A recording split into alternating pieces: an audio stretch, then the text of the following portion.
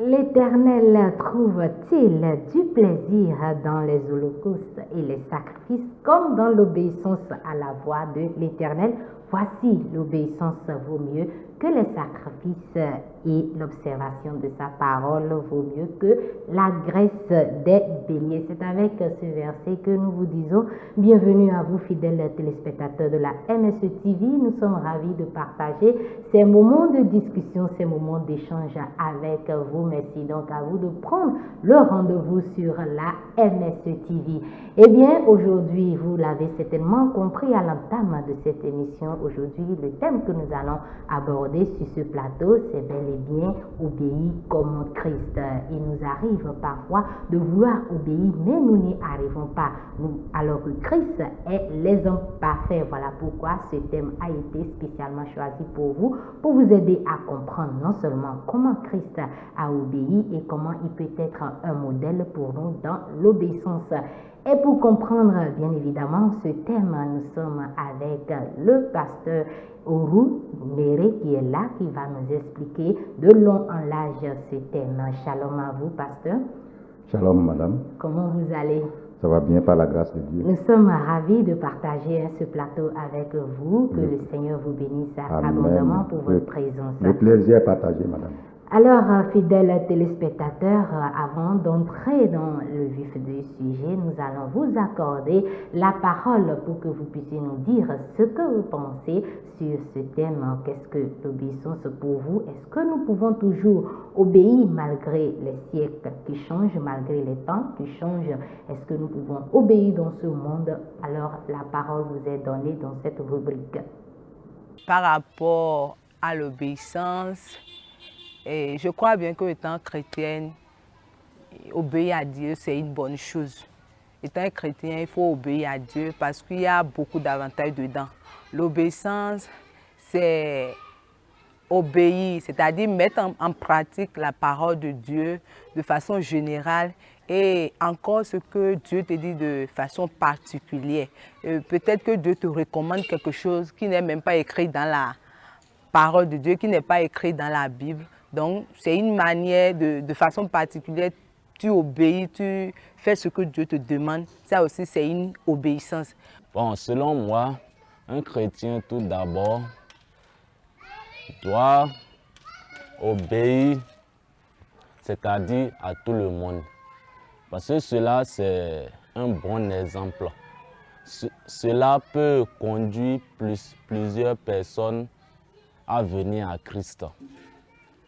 L'obéissance, c'est même recommandé par la Bible. Et même une partie de la Bible, c'est-à-dire au niveau des commandements de Dieu, c'est écrit quelque part « Honore ton père et ta mère ». Donc c'est du même sens que l'obéissance. Donc en tant que chrétien, on doit obéir tout le monde. Même si c'est quelqu'un moins âgé que toi, tu dois l'obéir. Plusieurs avis sur l'obéissance. D'aucuns disent qu'on ne peut pas être chrétien sans pour autant obéir à l'Éternel.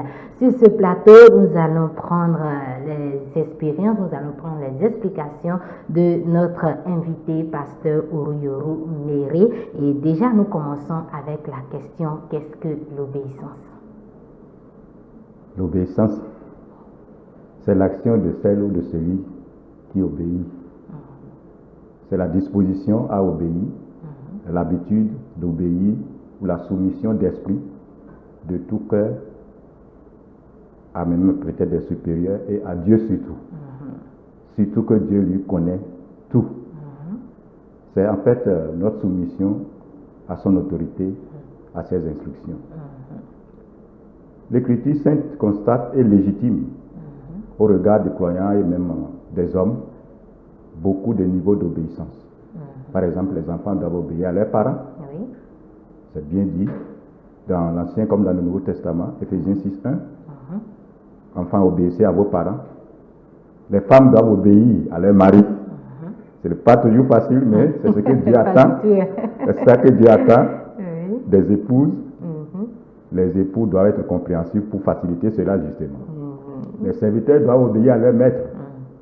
Même si certains s'offusquent contre cela, du fait de la société moderne où ce n'est plus le contexte de l'ancien temps. N'empêche qu'il y a des serviteurs, des subalternes, et un chrétien devrait obéir à la hiérarchie.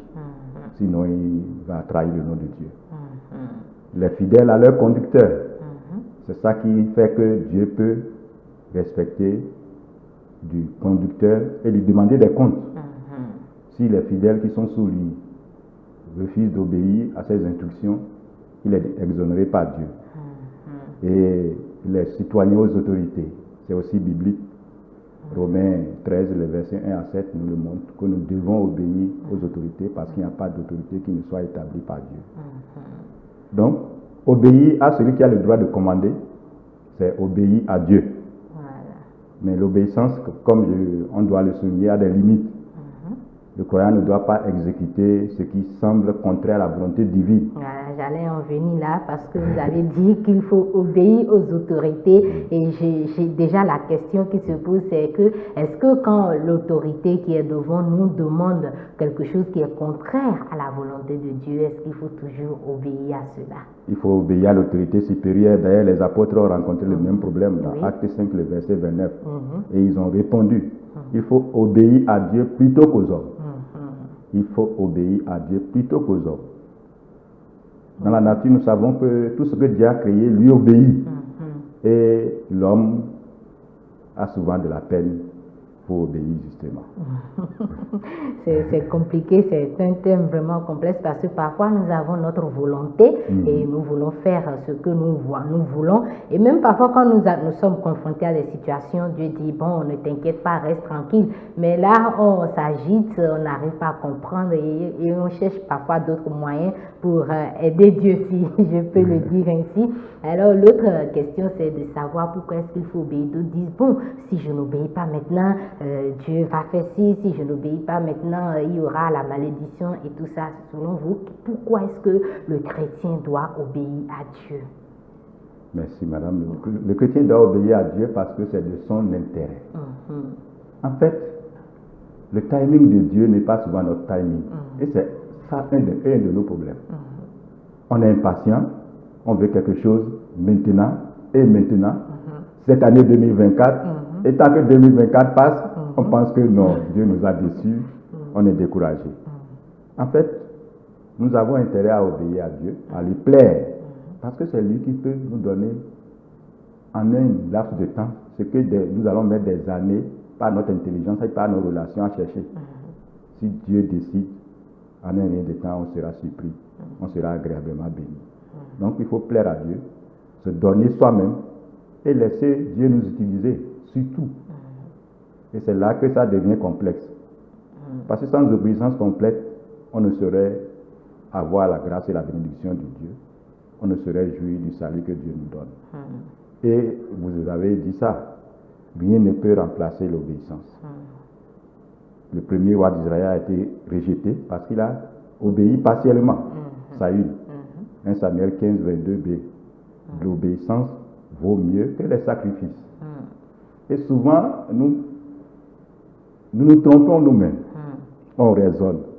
Et on pense qu'on va faire quelque chose d'autre pour compenser le refus d'obéissance totale. C'est une erreur. Et je prie que Dieu nous donne la grâce. Amen. Parce que chacun à notre niveau, nous devons toujours obéir dans notre marche et dans notre croissance avec Dieu. Alors, prenons toujours l'exemple de Saül qui a désobéi. Vous aviez désigné ça par l'obéissance partielle. Est-ce à dire qu'il y a d'autres types d'obéissance aussi à Dieu? Normalement, l'obéissance que nous devons à Dieu doit être une obéissance totale. Totale, ok. Parce que nous ne connaissons pas tous les contours. Et avec le peu d'expérience que nous avons comme enfants de Dieu, nous savons que Dieu a toujours la bonne part pour ses enfants qui l'aiment. Et quand nous obéissons, on comprend maintenant, ah, vraiment, si c'était venu plus tôt, peut-être, il aurait eu des conséquences que je n'aurais pas pu gérer. Dieu fait toujours chaque chose bonne en son temps. Amen. Dieu fait toujours chaque chose bonne en son temps. Et voilà pourquoi, en tant que chrétiens, nous devons toujours obéir totalement à Dieu et non partiellement. Nous revenons toujours à l'exemple de Saül qui a obéi partiellement à Dieu, qui n'a pas fait ce que Dieu lui a recommandé de faire. Et est-ce à dire qu'à part les conséquences, nous avons vu comme conséquence, il a été rejeté comme roi. Dieu l'a rejeté et Dieu a trouvé quelqu'un d'autre pour le remplacer. Excepté ces conséquences-là, est-ce qu'il y a encore d'autres conséquences qu'on peut voir dans la vie de quelqu'un qui a désobéi à Dieu? Il peut y avoir d'autres conséquences malheureusement. Et nous remercions Dieu qui ne nous a rien caché dans sa parole. En fait, la Bible elle est complète. Il y a tous les cas de l'Ancien comme du Nouveau Testament qui devraient nous aider à pouvoir obéir. Adam et Ève ont été les premiers auteurs de désobéissance dans la parole. Je ne vais pas faire le débat si c'est Ève qui est coupable ou si c'est Adam qui a négligé sa femme. Tout le temps que le serpent est venu la tromper jusqu'à ce qu'elle soit emballée, qu'elle puisse emballer aussi Adam, c'est un autre débat. Mais nous savons que la désobéissance a amené beaucoup de conséquences et que nous ne continuons pas à vivre malgré le salut apporté par Jésus-Christ. En dehors d'eux, on a le cas de Caleb et de Josué. Parmi ceux qui sont sortis de leur âge, ceux qui avaient 40 ans, qui sont sortis d'Égypte, c'est les 2 parmi les 12 espions et le reste de leur âge qui ont pu rentrer dans la terre promise. Parce qu'ils n'ont pas cru, ils ont murmuré, ils ont crié, ils ont dit que Dieu veut qu'il les envoie au mouroir devant les peuples d'Anak et les étrangers qu'ils ont vus, dont ils ont exploré le pays même. Et nous savons, vous allez me dire, ça c'est l'Ancien Testament, mais il y a plein d'autres cas dans le Nouveau Testament. Même avant d'en finir avec l'Ancien, on voit le cas de Amnon, qui a violé sa demi-sœur Tamar. Il est mort prématurément. 2 ans après, Absalom l'a tué. Ceci voudrait dire que la désobéissance aussi peut nous Ça coûter engendre la la mort prématurée. Ça engendre beaucoup de souffrance. Ça engendre la mort prématurée. Absalom lui-même, il s'est révolté quelque temps après contre son père. Et il est aussi mort jeune, prématuré dans la force de l'âge. Le Nouveau Testament, il y a plein de cas. Judas Iscariote, il a désobéi. C'est vrai qu'on pouvait dire, bon, Jésus devait le reprendre, mais Jésus n'a pas repris. Mais Jésus, Dieu est Dieu. La seule chose qu'on sait, c'est qu'il ne s'est pas repenti. Pierre a trahi le maître, il a pleuré amèrement et le maître a réhabilité. Mais ça n'a pas été le cas de Judas. Il est allé se pendre. Et le suicide, c'est une désobéissance parce que c'est Dieu qui donne la vie et c'est Dieu qui reprend la vie. Ananias et Saphira, c'est patent. Ils ont menti. Et parfois, nous pensons nous tirer d'affaire en mentant. C'est très grave. C'est aussi grave comme péché, comme tous les autres péchés. Et que la grâce de l'obéissance nous soit accordée. Amen, amen, parce amen. que nous avons beaucoup à gagner. Merci beaucoup à vous. Et déjà, l'apôtre Paul pouvait nous dire que parfois, il veut obéir, il veut faire la volonté de Dieu, mais il voit déjà une autre voie qui lutte contre la voie de son entendement. Et du coup, la question qui se pose, c'est de savoir quelles sont les choses qui peuvent nous empêcher d'obéir à Dieu. Notre moi est le premier ennemi de notre obéissance à Dieu. La chair. La chair. Nous sommes cartésiens, c'est vrai. Dieu nous a donné l'intelligence, il ne faut pas sous-estimer ça. Mais parfois, nous raisonnons. Nous nous disons, mais quand il n'y a pas de fumée sans feu, on a l'habitude de dire. Et même les occultistes disent non, quand il monte sur l'arbre, il faut tenir la branche. Oubliant parfois que même la branche peut se casser avec sous le poids de celui qui y monte. Donc, on raisonne. C'est le moi là qui est très subtil. Et la plupart des gens qui ont obéi à Dieu et qui ont accompli leur mission, ils ont appris à dépasser le raisonnement cartésien, le moi. Le moi.